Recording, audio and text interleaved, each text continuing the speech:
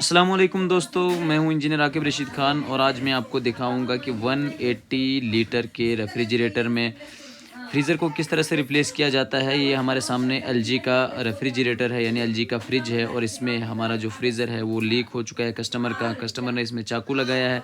अक्सर कस्टमर गलती करता है कि जब भी बर्फ़ जम जाती है तो चाकू लगा, देखो यहाँ पर ये एक होल बना हुआ है जहाँ से पूरी गैस जो है वो लीक हो चुकी है और ये फ्रीज़र अब ठंडा नहीं कर पा रहा है। दोस्तों, अगर आपको वीडियो अच्छी लगेगी तो उस वीडियो को लाइक करना, शेयर करना और चैनल को सब्सक्राइब करना बिल्कुल भी नहीं भूलना। ये देखो हमारे पास ये पुराना फ्रीज़र, हम इसको अनइंस्टॉल कर रहे हैं, यानी कि इसके जो स्क्रू है और इसको हम निकाल रहे हैं। और जो हमारे पास ये छोटा सा एक स्क्रू ड्राइवर है, ये आपके पास होना बहुत ज़्यादा ज़रूरी है क्योंकि यहाँ पर ये आपको काम अच्छा देता है। अब हमने सबसे पहले इसका कवर खोलना है, जो इसका फ्रंट कवर होता है। ये खोलने के बाद इसके हम जो थर्मोस्टेट है उसको कनेक्शन जो है वो डिस्कनेक्ट कर देंगे और फ्रिज के अंदर जो भी आपका सामान है वो आपने निकाल देना है। इससे पहले लेकिन आपने फ्रिज की सप्लाई को डिस्कनेक्ट करना है, यानी आपके फ्रिज की जो लीड है वो बोर्ड के साथ नहीं लगी हुई होनी चाहिए। देखो मैं यहाँ से अब थर्मोस्टेट के कनेक्शन जो है वो अनइंस्टॉल कर रहा हूँ, यानी निकाल रहा हूँ और बल्ब के कनेक्शन को भी निकाल रहा हूँ। यानी कि आपके बल्ब और आपके थर्मोस्टेट को सेफली बाहर निकालना, इस कवर के अंदर उसकी फिटिंग होती है, उसको बाहर रखना है कहीं सेफ जगह पर। ये हमने निकाल दिया है। अब हम इस फ्रीज़र के दोनों तरफ से जो नट लगे हुए हैं अंदर से, इसको हम खोलेंगे। ये जो छोटा सा हमारे पास स्क्रू ड्राइवर है इसकी मदद से। ये थोड़े से कई फ्रीज़र के अंदर बहुत ज़्यादा टाइट रहते हैं, चूड़ियाँ भी टूट जाती हैं लेकिन खुलते नहीं, फिर भी इसको खोलना बहुत ज़्यादा ज़रूरी होता है। जब हम इसको खोलेंगे तो ये खोलने के बाद अब हम आपको दिखाएंगे कि इसको किस तरह से अपने नीचे की तरफ खींचना है। ये बिल्कुल आराम से बड़े प्यार के साथ आपने इसको खींचना है ताकि आपकी जो कैपिलरी है और जो आपकी सक्शन लाइन है वो कहीं टूट ना जाए। अब आपने इसको इस ट्यूब कटर की मदद से काटना है। एक इसका स्पेशली एक कैपिलरी कटर आता है, वो उससे कैपिलरी काटी जाती है। और ट्यूब कटर हमारे जो पाइप होती है 1.25 इंची की होती है, 1/4 या आधी की होती है, उसमें हम ट्यूब कटर लगाते हैं। हमने कैपिलरी काट दी है, अब हम इसकी सेक्शन लाइन को भी काट रहे हैं। बड़े प्यार से इसको काटना है। और जब आप इसके अंदर ब्रेजिंग करोगे, देखो ये काटने के बाद हम आपको दिखाएंगे, ब्रेजिंग करने के लिए आपको दोनों कैपिलरी और सेक्शन लाइन को अच्छे से आपने साफ़ करना है। दोस्तों, वीडियो कैसी लगी आपको कमेंट बॉक्स में ज़रूर बताएं। देखो अब हम इसके इसके जो साइडों से मॉइस्चर लगा हुआ है, गंद लगी है, इसको हम साफ़ कर रहे हैं। मैंने इसको बढ़िया तरीके से साफ़ किया है। आपके पास रेगमाल होना चाहिए या कोई फाइल हो तो उससे साफ़ हो जाती है। और जब आप इसके अंदर वेल्डिंग करते हो फ्रीज़र के अंदर, तो वेल्डिंग करने के लिए आपके पास एक गीला कपड़ा रहना चाहिए क्योंकि जो फ्रिज के अंदर जो पेंट होता है, जब इसको हीट लगती होती है पिघल जाता है और आपके फ्रिज की जो पेंट होता है या इसको जलने का खतरा रहता है। तो बड़े धीमी फ्लेम के साथ आपने इसको वेल्ड करना है। सबसे पहले आपने इसको गर्म करना है और देखना है कैपिलरी कहीं बाहर ही तो ना हो। इसको आपने अच्छे से अंदर तक डाल देना है ताकि इसकी जो वेल्डिंग है वो बढ़िया तरीके से हो जाए। अब हमने इसका फ्लेम थोड़ा सा तेज़ कर दिया है ताकि वेल्डिंग राख जो है वो मेल्ट हो जाए। तो आपके पास गीला कपड़ा होना बहुत ज़्यादा ज़रूरी है, इससे आपका रेफ्रिजरेटर बच सकता है हीट से और सफाई के साथ ये काम होता है। और वेल्डिंग तभी कामयाब हो पाती है जब आप इसको अच्छे से हीट करोगे और वेल्डिंग रॉड को मेल्ट करोगे। जहाँ पर थोड़ा सा ये कॉम्प्लिकेटेड जॉब होता है, तो कॉम्प्लिकेटेड जॉब को भी चुनौती होती है क्योंकि अगर आप एक टेक्नीशियन हैं, अगर आपको कोई काम आता है तो आपको ये करके दिखाना होता है। कस्टमर को तो सेटिस्फाई करना है आपने। अब हम इसको वेल्डिंग करें, देखें कितने अच्छे तरीके से इसकी वेल्डिंग हो रही है क्योंकि गर्म हो चुका और अच्छे तरीके से इसकी वेल्डिंग हो चुकी है। कैपिलरी हमने जोड़ दी है, अब हम सक्शन लाइन को भी इसी तरीके से जोड़ेंगे। लेकिन ध्यान रखना है, ज़्यादा तेज़ फ्लेम भी नहीं रखना है यहाँ पर, जिसकी वजह से आपके रेफ्रिजरेटर में नुकसान हो जाए, इसका पेंट जल जाए।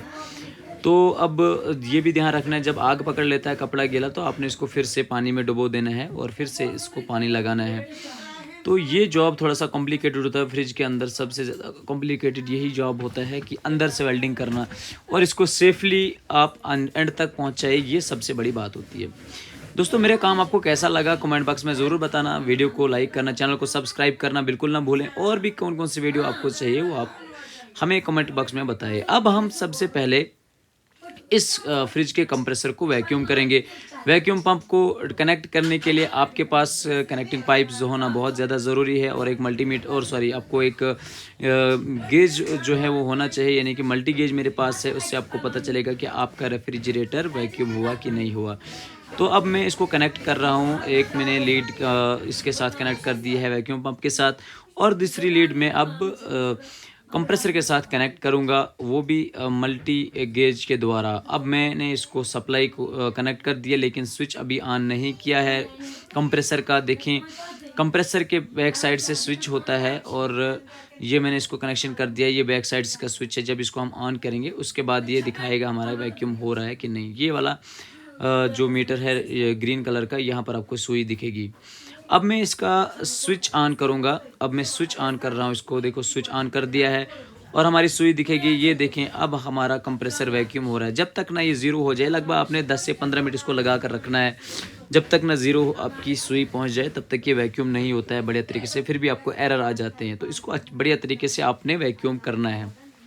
अब जब वैक्यूम हम इसको करेंगे उसके बाद इसमें अब हमने गैस भी चार्ज करनी है। तो दोस्तों ये हमारा कंप्रेसर जो है वो अब वैक्यूम हो चुका है। अब हम इसको गैस चार्ज करेंगे। हम इसको अब गैस सिलेंडर के साथ इसकी पाइप कनेक्ट करेंगे जो हमने कंप्रेसर के साथ लगाई हुई थी। अब देखिए ये हमारे पास गैस सिलेंडर है, इसके साथ हम कनेक्ट कर रहे हैं। जब आपने गैस चार्ज करनी है तो आपने सिलेंडर को उल्टा करके रखना है। उल्टा करके फिर आप इसको गैस चार्ज करेंगे। सबसे पहले आप जब गैस आप चार्ज करोगे तो आपने ये ध्यान रखना है कि इस कंप्रेसर के अंदर हवा ना चली जाए। तो पहले आप गैस को ऑन करो, मीटर का वाल्व बंद रखो और यहाँ पे थोड़ा सा खोल दो ताकि इसकी जो हवा है वो निकल जाए, और बंद कर दो। अब आपने इस मीटर का जो वाल्व है ये आपने खोल देना है और देखें अब इसके अंदर गैस चली गई है। 70 से 80 के बीच में हमने इसकी गैस चार्ज कर दी है। अब हम इसको फ्रिज को सप्लाई दे देंगे, पावर सप्लाई, ताकि जो गैस चली है वो अब ये रनिंग में चली जाए। और जब ये चलेगी रनिंग में तो उसके बाद आपने फिर से इसमें गैस चार्ज करनी है। जब तक ना आपका बैक प्रेशर इसका 10 psi तक मेंटेन हो जाए तब तक आप इसको गैस चार्ज करते रहना है थोड़ी थोड़ी करके। लेकिन आपका जो कंप्रेसर है वो ऑन होना चाहिए। अब हमारा कंप्रेसर आवाज़ भी बढ़िया तरीके से दे रहा है और हम इसका प्रेशर भी मेंटेन कर रहे हैं। देखिए 10 psi हमारा प्रेशर जो है वो मेंटेन हो चुका है। अब हम इसकी जो लीकेज है इसको चेक करेंगे। गैस चार्ज करने से पहले ही अपने लीकेज चेक करनी होती है। लेकिन मुझे अपने आप पर बहुत कॉन्फिडेंस है क्योंकि मुझे पता है कि मेरी अभी वेल्डिंग जो है वो लीक नहीं हो सकती है, इसलिए मैंने इसको गैस चार्ज कर दी है। उसके बाद अब मैं चेक कर रहा हूँ और हमारा फ्रीज़र माशाल्लाह बहुत कूलिंग दे रहा है। कूलिंग बहुत बढ़िया से आ रही है, हाथ ठंडे हो रहे हैं और इससे पता चलता है कि हमारा जो फ्रीज़र है वो अब इसमें इंस्टॉल हो चुका है बढ़िया तरीके से। अब हम बैक साइड से भी इसकी जो लीकेज है वो भी चेक करेंगे। देखें बैक साइड से हमने चार्जिंग वाल्व इसमें वेल्ड किया था, तो यहाँ भी अब हम देखेंगे। लेकिन यहाँ दिख रहा है कि यहाँ पर कहीं इसकी लीकेज नहीं है। तो लीकेज चेक करना बहुत ज़्यादा ज़रूरी है, बारीकी तरीके से आपने इसको चेक करना है। तो इस तरह से आप इसको चेक करेंगे और फिर आपको पता चलेगा कि इसमें लीकेज है कि नहीं है। अगर लीकेज होगी तो आपको दोबारा से वेल्ड करना पड़ेगा, दोबारा से इसमें गैस चार्ज करनी पड़ेगी।